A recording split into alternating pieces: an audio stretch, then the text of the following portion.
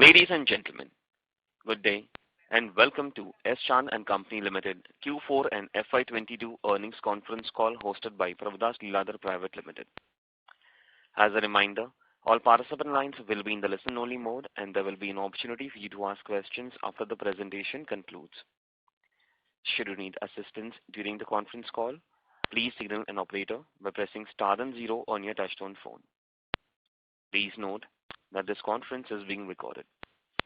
I now hand the conference over to Mr. Jinesh Joshi from Prabhudas Lilladher Private Limited. Thank you, and over to you, Mr. Joshi. Thanks, Neerav. On behalf of Prabhudas Lilladher, I welcome you all to the 4Q FY22 earnings call of S-Chan Limited. We have with us the management represented by Mr. Himanshu Gupta, MD, Mr. Saurabh Mittal, who's the CFO, and Mr. Atul Soni, who heads the Investor Relations Department. I would now like to hand over the call to the management for opening remarks, after which we can open for Q&A. Thank you, and over to you, sir. Thank you. Good afternoon, ladies and gentlemen. I am Himanshu Gupta, the Managing Director of S-Chan Company Limited. I would like to welcome you all to our fourth quarter and full year results conference for FY22, and thank you all for taking the time out and joining us here today. FY22 has been a culmination of our efforts across the past 3 years to make this company a much stronger and efficient company. When we started this journey of S-Chan 3.0 in 2019, we did not know that we would also have to go through the worst pandemic of the last 100 years during this journey as well. During FY22, we faced 2 serious COVID waves of Delta variant in May 21 and the Omicron variant in January 2020. In spite of these, I'm extremely happy to report that we grew revenues 13% year-on-year basis to reach 4,809 million, grew EBITDA to rupees 757 million, and had a PAT profit of rupees 80 million. We are PAT profitable after 3 years. Our focus over the last 3 years has been to focus on internal efficiencies since the external factors were not within our control. Working with quality channel partners, providing updated content and services, better production planning and credit control has resulted in an extremely strong financial position as compared to our competitors and peers. This advantage we take forward towards the implementation of NCF, which is National Curriculum Framework. The biggest turnaround this year has been in our working capital matrix. Our focus on reducing inventory also led to our lowest inventory levels in 5 years on a year-ending basis. Our receivables are lower by 300 million versus last year, despite having rupees 557 million incremental sales versus last year. All this led to net working capital levels which were the lowest in the last 5 years as well.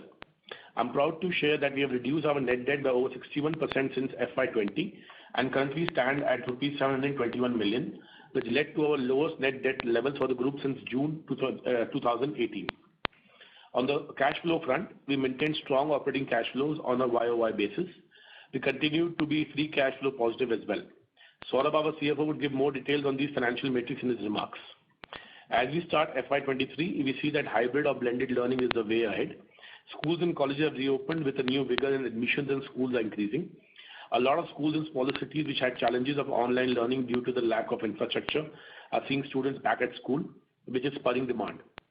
No supply changes were seen in Q4 or even in Q1 as compared to the previous 2 years where the start of the academic session was marred by lockdown and supply bottlenecks. Schools and colleges are adapted to the hybrid blended approach which augurs well for any such natural calamities and pandemics. On the EdTech front, we continue to focus on providing students, teachers, educational institutions with digital solutions required in a post-COVID world. The EdTech industry is slowly also moving into the hybrid blended learning era with physical centers opening up across India. Our personal learning app has over 3.2 LearnFlix has over 3.2 lakh downloads. We launched S-Chan Academy this year, which has already notched up over 2 million views so far and has been well appreciated by the learners. We expect S-Chan Academy to ramp up significantly with new content being provided every week, which will help the student understand concepts from the best faculty. In addition, we have also relaunched Test Coach, our test prep and higher education app during this year, with cumulative downloads of 170,000 to cover over 100 plus government examination tests. Madhuban Educate 360, our K-12 learning management system, is now implemented in over 55 schools and is being used by approximately 1 lakh students. We also have taken a minority stake in iNeuron Intelligence in December 2021, which is seeing exponential growth in the technology learning segment. We see a lot of synergies both on technology upgradation for SCHAN and B2B business for the solutions.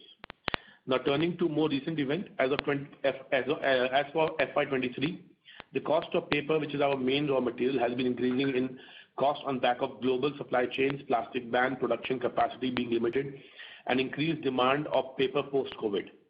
To mitigate the same, we are looking to take 12 to 15% price hike across our product portfolio, along with improving terms with channel partners. In addition, we will be looking at driving further internal cost efficiencies in printing and continuing to exercise cost control measures to manage our internal costs. On the revenue front, we are looking to do revenues in excess of rupees 600 crores for FY23, which would represent a minimum growth of 25%.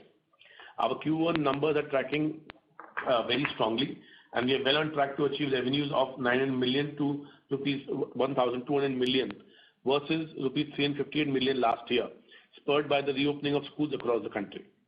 On the new education policy front, we are hopeful that the National Curriculum Framework, or NCF, would be launched this year. In higher education, some of the states have already implemented the NEP, where we are seeing strong traction for our content. NTA has launched CUET, which will become one of the most important examinations for college admissions apart from IIT, JEE and NEET. To be on a conservative side, at the start of the year, our current guidance does not include any impact of NCF announcement. Needless to say, our targets would be revised upwards if we get a timely announcement on the NCF. With that, I would now request our CFO, Mr. Saurabh Mittal, to apprise us all on the financial performance of SCHAN. Thank you. Thank you, sir. Good afternoon, everyone, and thank you for your time. I am Saurabh Mittal, CFO of SCHAN. In terms of numbers for the full year, our consolidated operating revenues came at 4,809 million versus 4,252 million during the same period last year, registering a growth of 13% for the year gone by. We maintained our gross margins at the same level as last year in spite of a sharp increase in paper prices during the latter half of the year as a result of product rationalization, inventory reduction, partial distribution of e-specimens and timely ordering of paper inventory. We reported EBITDA profits of 757 million versus 748 million in the corresponding period last year in spite of undertaking salary hikes, higher travel spend, etc. during the year. Happy to share that we are PAT profitable after a period of 3 years with a profit of 80 million versus a loss of 65 million for the last year. I would like to point out that this is despite 2 COVID waves during the year. I would also bring your attention to slide number 5. So slide number 5 to slide number 9, which showcases the results of the steps taken during the past 3 years towards building a cost-effective and low working capital organization with focus on positive cash flows. We continue to focus on working capital rationalization and product rationalization for the coming year. In terms of working capital, trade receivables reduced to 2,921 million during Q4 FY22 versus 3,222 million during Q4 FY21. This reduction is despite an increase in incremental sales of 557 million over the last 1 year. In terms of receivable days, it stood at 222 days versus 276 days, a reduction of 54 days during the year. This is the lowest receivable days in the last 5 years. Inventory reduced to 1,276 million versus 1,377 million last year. This improvement in inventory is driven by various steps that we took in controlling print runs, optimizing book titles. Additionally, this inventory level includes raw material paper inventory of 277 million versus 133 million last year. Seeing the way paper prices were increasing, we had ordered for higher levels of raw material inventory in March. In terms of inventory days, it stood at 216 days versus 261 days, a reduction of 45 days during FY22. We are seeing more inventory get liquidated in Q1 and expect the inventory levels to rationalize further. Net working capital reduced to 226 days versus 290 days, which is a reduction of 67 days during FY22. This is the lowest net working capital days in the last 5 years. We ended the year with a net debt of 721 million versus 1,284 million last year, and gross debt of 1,572 million versus 2,031 million in the previous year. Our net debt has reduced by 850 million on quarter-on-quarter basis versus 1,570 million in Q3. This is the lowest net debt level since June 2018. In terms of cash flows, our strategy of focusing on cash flows has yielded results over the past 3 years, and where we have almost tripled our OCF in the past 3 years. We ended the year with OCF of 1,066 million versus 386 million in FY19. And we have an OCF of more than 1,000 million for the second year in a row despite COVID, a trend we are keen to continue. As we get into FY23, I would like to reiterate for the coming year. Firstly, we will be taking a price hike across our product portfolio to the tune of 12 to 15% to partially mitigate increase in paper prices. Secondly, we are looking to do annual revenues of over 6,000 million, which translates into a 25% growth rate for the year. We expect Q1 to be much stronger than previous years. We are looking to do 900 to 1,200 million during the first quarter. In comparison, we had done 358 million the first quarter last year and 714 million in the year before that.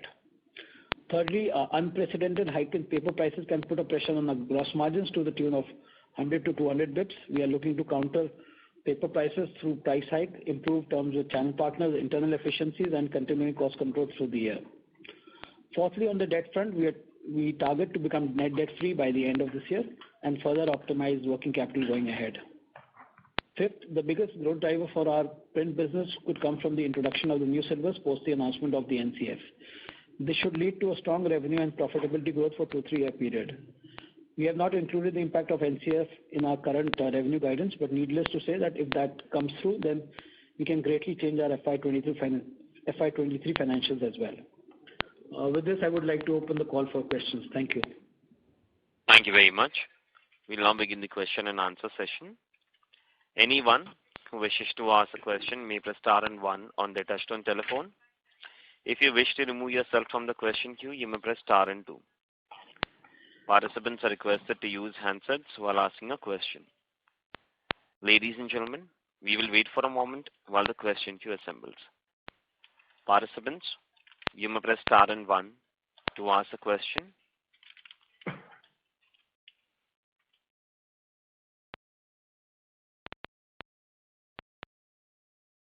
Anyone who wishes to ask a question may press star and 1. The first question is from the line of Deepan Shankar from Trustline PMS. Please go ahead. Good afternoon, everyone. Thanks a lot for the opportunity and congrats for great set of numbers. So firstly, I would like to understand the number of schools which were there with us during pre-COVID times as customers. So what proportion of them have returned back to us during FY22? Also, have we seen a significant drop in student numbers as compared to pre-COVID period? Hi, this is Himanshu. I'm just going to answer that question. Basically, we used to cover approximately as a group level 35 to 40,000 schools all over the country, including regional schools in West Bengal as well. And we have been covering similar number of schools. There might be a slight dip because a lot of schools, especially the affordable kind of schools, got closed also. So we were not able to cover that. But now we are seeing that some of the new schools are reopening up and a lot of admissions are coming in the bigger schools. So if the school strength had started from 100 class per student class and dropped to 70, now it's gone back to 100.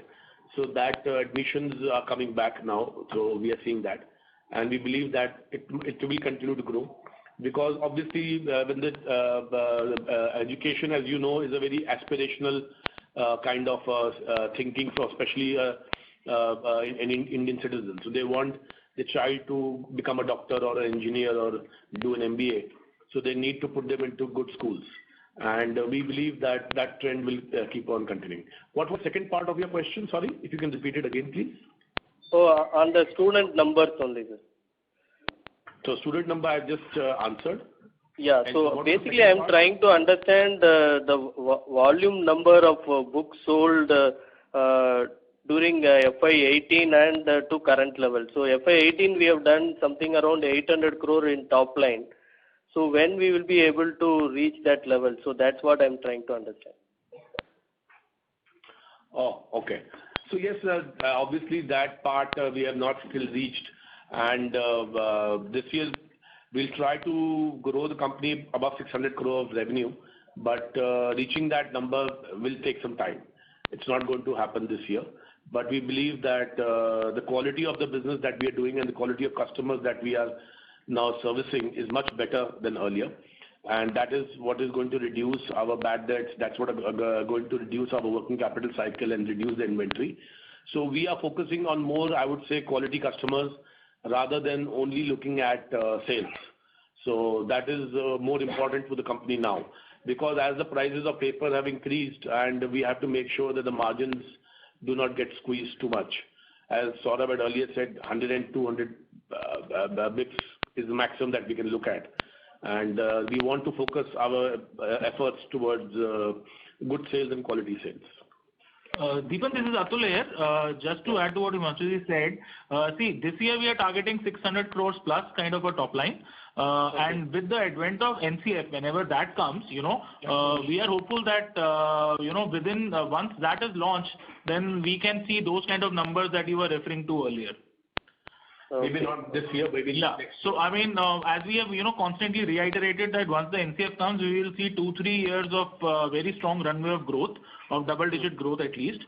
So, so I think that particular number will be, taken when the NCF is launched. Okay, got it. And secondly, so we have guided for this 90 to 120 crores during Q1 versus last year of 36 crore. So this is mainly due to slippages of some revenues from Q4, or hereafter we are expecting stronger Q1 like this? So, so hereafter we are expecting a better Q1 like this. Last year, of course, was impacted by the the Delta wave. So that number is not really represented. If you look, the year before that was about 71. And before that was 60. There's no slippage as such. I think we continue. Of course, there was some deferral because paper availability became an issue in March. So some of it is a deferral, but we feel that we'll continue to have this kind of number in Q1 and going forward. Okay. And lastly, so are we facing any challenges in scaling up of these LearnFlix paying customers? So I have seen currently it's 21,600 versus 21,000 last year. So now schools have opened up. So are we expecting some traction over these paying subscriber numbers? Yeah, to be honest, not really too much of a focus area at present. We were focusing on our print because schools were reopening, and even schools were focusing more on getting the kids in school for physical learning. Online learning or apps have taken a slightly backseat. If you can see what all the other competitors EdTech is doing, they are also opening up tuition centers across India. So I think we will relook at how we are going to market this in the coming year. We are focusing more on growing our core business, which is getting us the margins. Even if we double the number of subscribers on LearnFlix, it doesn't add too much to my top line or bottom line. So while we continue to push that, we would expect it to grow organically rather than doing too much of an aggressive sale on that. Okay. Thanks a lot and all the best. I'll join back in the queue. Thank you. Participants, you may press star and 1 to ask a question. The next question is from the line of Sanket Baheti from GC Ventures. Please go ahead. Yeah, hi. Thank you for the opportunity. Few questions from my side. So first question, as you said for the previous participant, that 90 to 120 crore is the run rate you're looking forward in Q1. So what has changed in Q1 this time versus the last few years? Even in the pre-COVID levels, we were not done such kind of top line in the Q1, and you are telling that this will be a sustainable number for going forward also. What has changed actually in Q1 and for the long run rate it will be there in the Q1? So basically, as I said earlier to the last person who was asking the question, is that a lot of school admissions are happening now. So basically what happened is that has shifted, that school admissions are as unexpected that the schools were expecting, let's say, 100 students, they're getting 120 students per class. They were not expecting that. So a lot of schools are getting admissions at a very, I would say, fast rate, and that they are reordering with us now. So that reordering in this quarter, the quarter one, we are seeing a good traction happening in the market. And this is, I would say, a good opening and for the year, and which will boost our morale and give us motivation to our people to continue to do this work. So that is a very big reason that the schools have opened up. Pre-COVID and all, it used to be a normal year. So pre-COVID, the people never used to have that many admissions, unexpected admissions happening in the Q1 kind of a scenario. So that is why the numbers are slightly tweaked in this year. So going forward, this number should get normalized from next year onwards. To add to that, I'll just add to that. See, pre-COVID and what we used to do earlier in terms of, we used to do a lot of stock order supplies to the market, to distributors, etc., if you remember, and that used to be a cause of concern for a lot of sales return. That kind of thing we've stopped. We are only taking orders which have actual school-backed orders behind them, and those are coming subsequent in the first quarter. So we are now focusing on all of that. Plus, additionally, the 9 to 12 segment is something that sales happen in the first quarter, and that is a segment that we are focusing more on. So 9 to 12 should grow faster in the next 2-3 years. Okay. And so next question on that. So what kind of sustainable inventory and data we should look at going forward that the company is targeting to maintain at? And what will be the change if the new policy gets implemented? So what will be the change in the working capital that can come in? So we are targeting year-end receivables of 180 to 210 days going forward. And in terms of inventory, anywhere between around 80 to 90 crores at the end of this year. So whatever, I mean, we are selling in quarter one, it should be the kind of inventory that we have at the end of the year. So we'll try to be as inventory light as possible, because again, with changes in the education policy, we have been very, very stringent in terms of the print runs. We may have lost certain orders because we didn't want to go for large print runs, but that's something that is acceptable to us rather than having inventory at the end of the year, because that's cash blocked for the complete year. And so also, if we are sustainably seeing Q1 revenues to be in 100 crore kind of a level, so that kind of Q4 ending inventory will be required to to suffice for those orders. It's getting liquidated, no? In the Q4 inventory. Yeah. Okay, got your point. Sir, and once the new education policy gets implemented, so there can be some increase in the data days for some limited portion of time so as to gain the market share or something like that? No, that's nothing that we are focusing on. We'll continue to follow our rigorous credit controls and collection policies. We will not dilute that for... we will not go that path. Yeah, okay. That is something that we're focused on. Okay, got your point. And sir, in the net debt target, whatever debt-free company we have been targeting FY23 end. So, and we have also mentioned that we will be monetizing some assets. So does that also include the cash flow for the net debt figure? Yeah.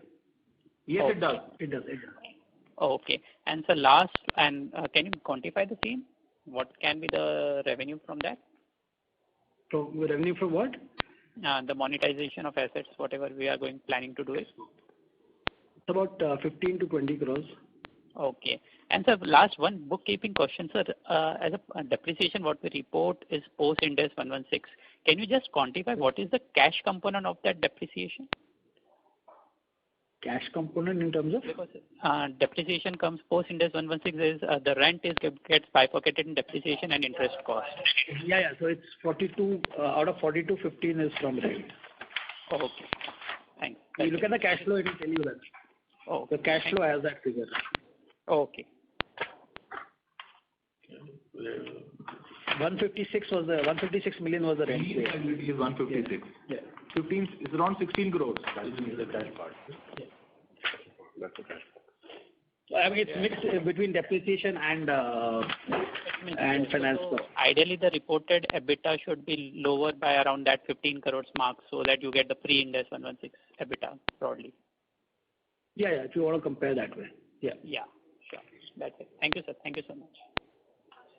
Thank you. Participants, you may press star and 1 to ask a question.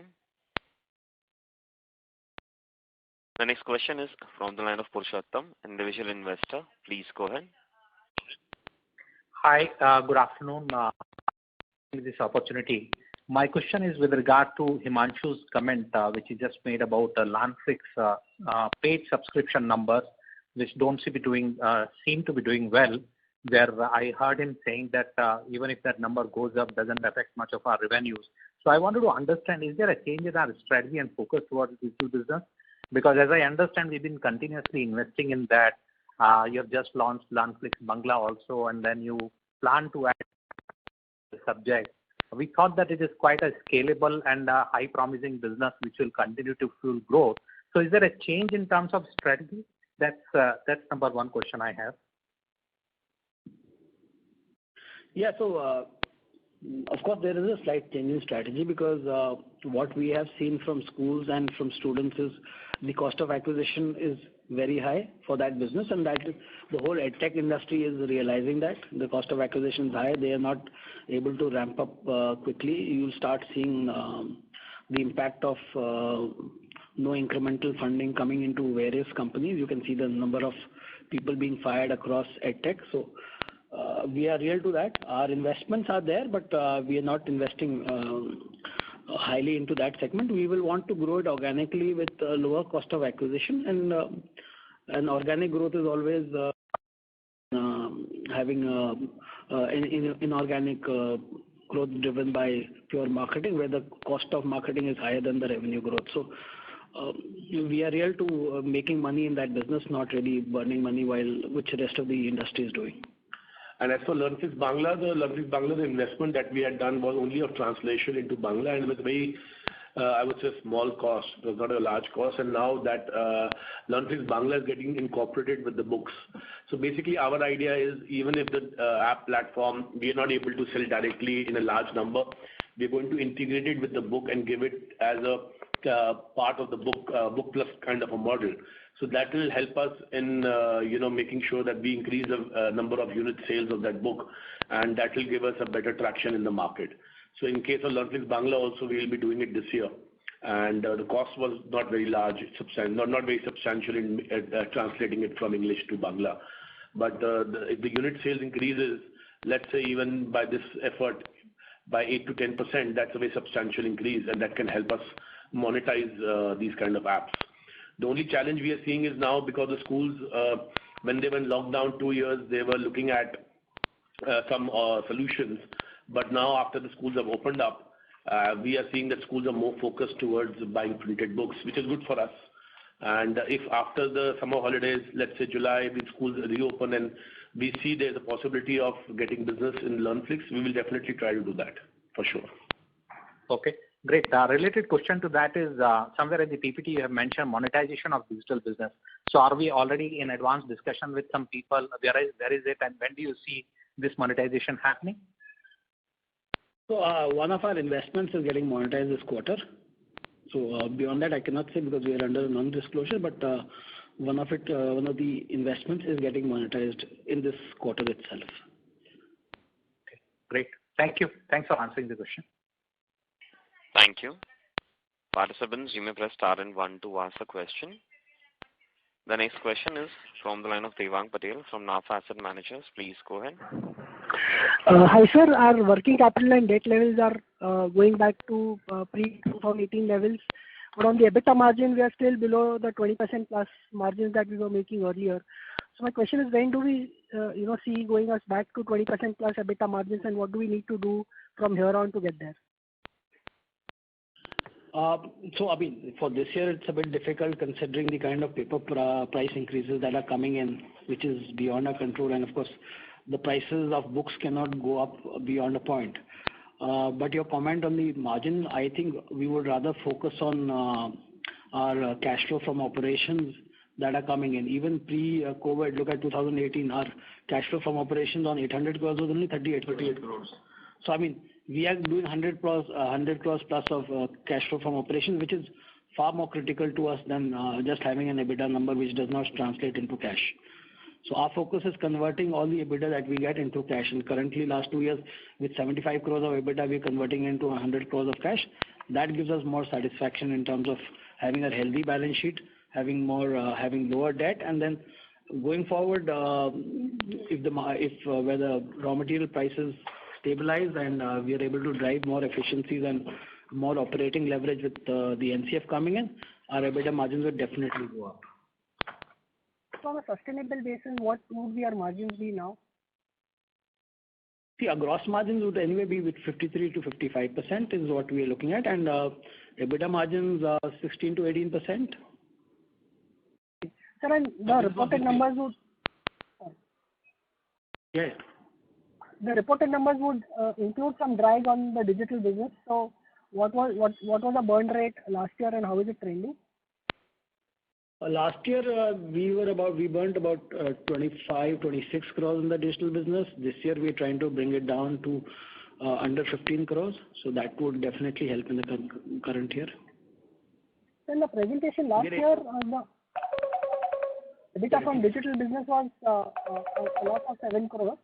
Is that a like-to-like number when you say it's 25 crore burn? No, it'll be much higher this year. I think so the negative EBITDA from the digital business should be north of 14 odd crores. Sir, on the NCF side, any update? We were expecting some development by August, October. So, is it along those lines, or are you hearing of any more delays? Yeah, so we are hearing that there might be an announcement by the government by July or August regarding the NCF, and we are waiting, crossing our fingers. So if it happens in August, then there might be a syllabus change happening for the next academic year, and that will affect the financial year FY23 in a positive manner. But it happens late, it happens in February, March, then it will be difficult to implement the next year. Then it will happen in the following year. So it depends. Again, we are crossing our fingers. We don't know when the government is going to announce, but we are hearing in July, August they might announce. Okay, that's all from my side. Thank you so much. Thank you. Participants, you may press star and 1 to ask a question.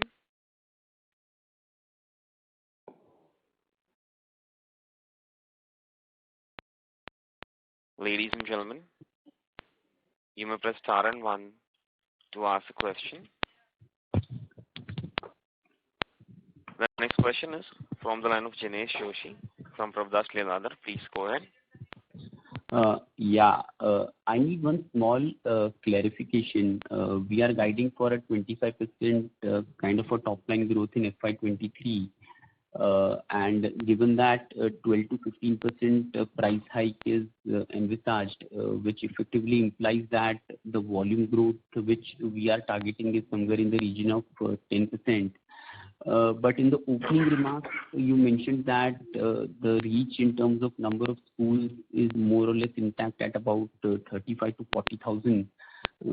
So would just want your thoughts on how do we plan to achieve this 10% volume growth with our reach in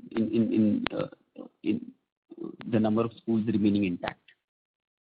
So the school coverage this year will increase. That was for last year I was talking about. And plus the number of students per school or per class is going to increase.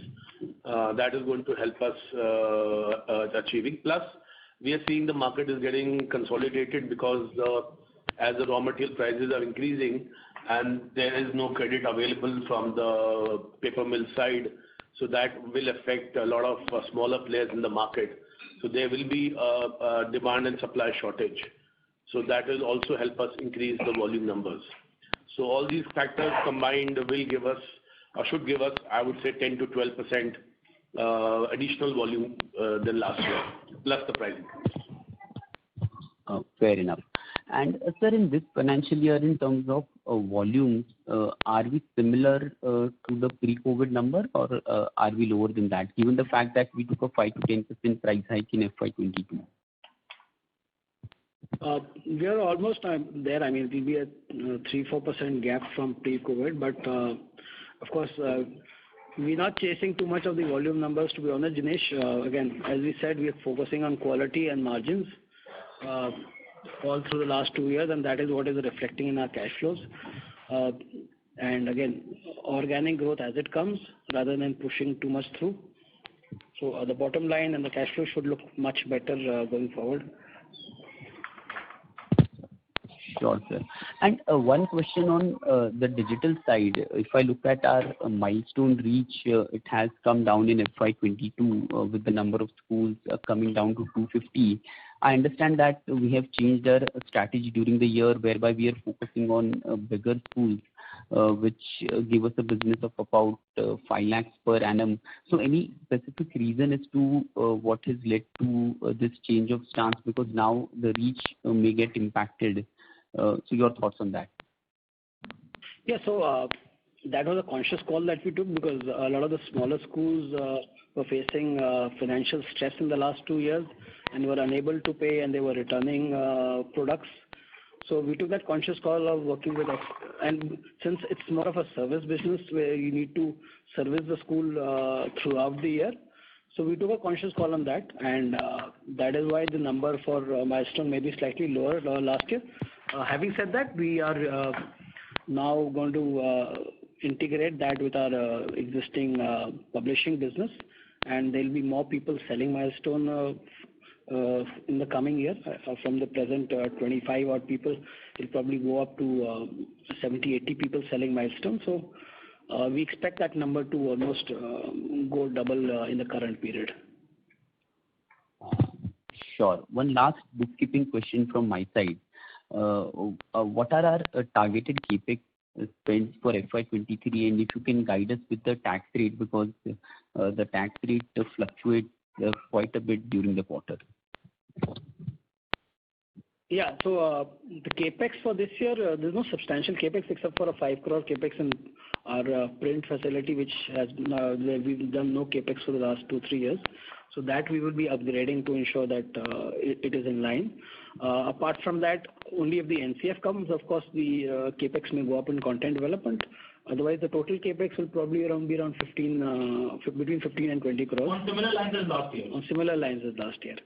And in terms of your second question, tax rate. On tax rate, see, tax rate, because of the various mergers and the restructuring that is in place, that is happening, very difficult to give you a tax rate through the year, but we would expect to guide around 25% average tax rate.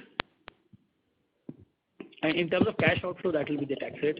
What comes under deferred tax and what is reversed as deferred tax, that becomes a bit complicated, because that is more of a call that is taken at the year end based upon the performance of each of the individual subsidiaries, whether it is profitable, whether deferred tax can be recognized. So that's a challenge that we also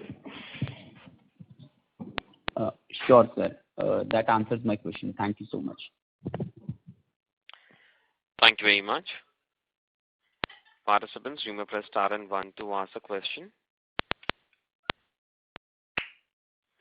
A reminder to all the participants, you may press star and 1 to ask a question.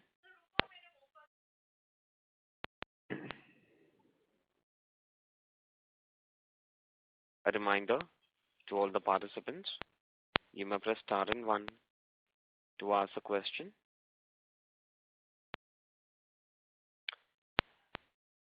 And now hand the conference over to the management for closing comments.